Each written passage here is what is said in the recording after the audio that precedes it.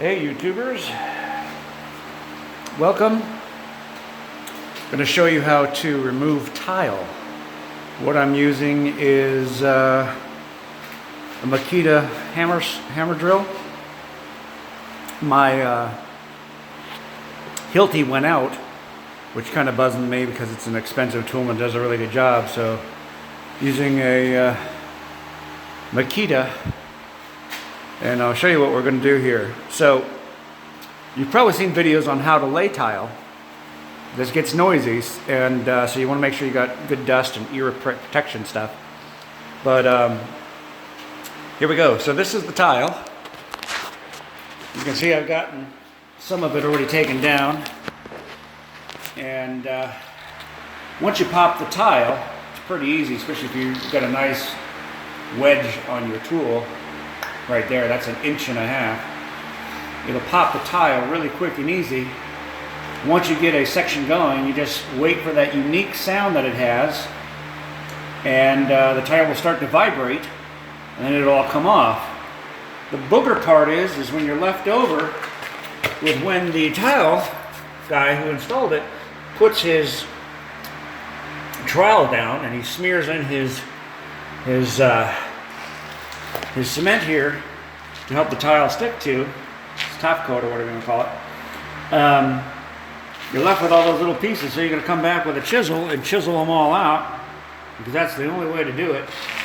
So what I'm going to do is I'm going to show you a little bit of how to pop a tile out. It's going to get noisy, so you might want to turn your volume down. Okay, so hold on. Let me set the phone up here. Move some stuff around. I don't have a camera stand with me. So we'll see how this works.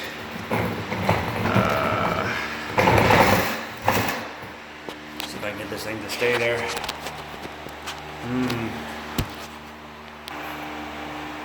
Okay, so I got the camera set up. Sorry about the little black thing there on the bottom right side of the camera. Using my vacuum to hold it up in place, but here we go. So get ready for some noise.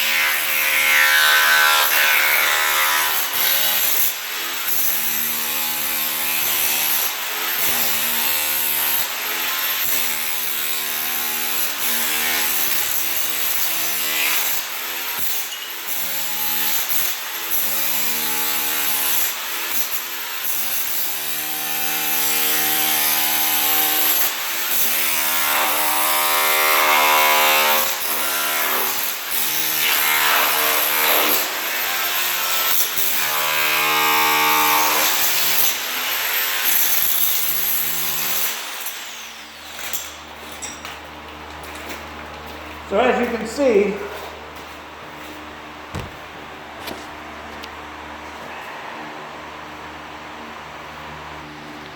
as you can see, when you start getting the big pieces to pop up, the sound of the tile will start to vibrate, and it gives you that, instead of a hammering sound, you kind of get this wah sound, and that change of tone lets you know that the whole tile is ready to pop up. With this stuff, they stuck it down really good, which is nice to see. I've had a couple tiles. I've only had 4 perfectly good square tiles pop out. Only 4 out of this whole job. I'm doing 720 square feet. Now, to get these pieces off of here, let me show you a broom here real quick.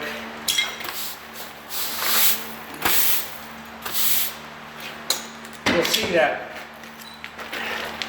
you got lines here and no lines here, and this is the same thing. Is you take your blade and you hold it up at an angle like so. It's going to get loud. Hold on.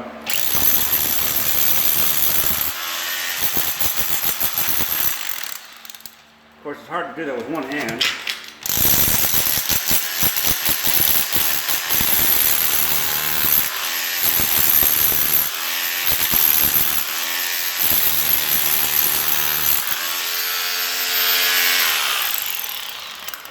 With two hands, it comes out smoother. Let me sweep the section over here so you can see. And it'll look like that when you're done. Then I take I got a Dremel with a diamond bit, and then I come back and sand that. Let me show you here. Hold on. So this is the Dremel that I'm using, and this is the bit that I picked up. You can pick them all over the place, but I got this one at Harbor Freight. It's diamond, and it's a really coarse system. This isn't going to be as loud, but let's pick out a spot you can see, like right here. See how this is sticking up? You got to put down your new mud. That's going to cause your whole blade to skip if a tooth happens to hit that. So what I do is I just take this back and lightly sand it, because the grout is so, the diamonds on this thing are so sharp.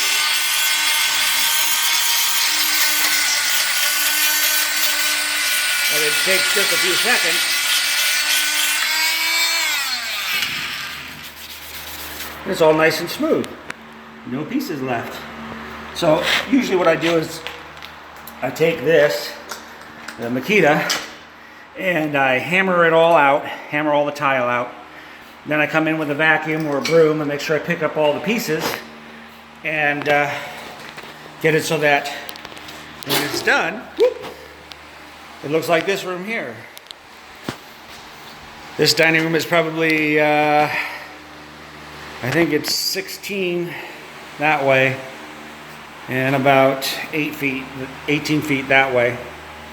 But that's how you remove tile. It's back breaking.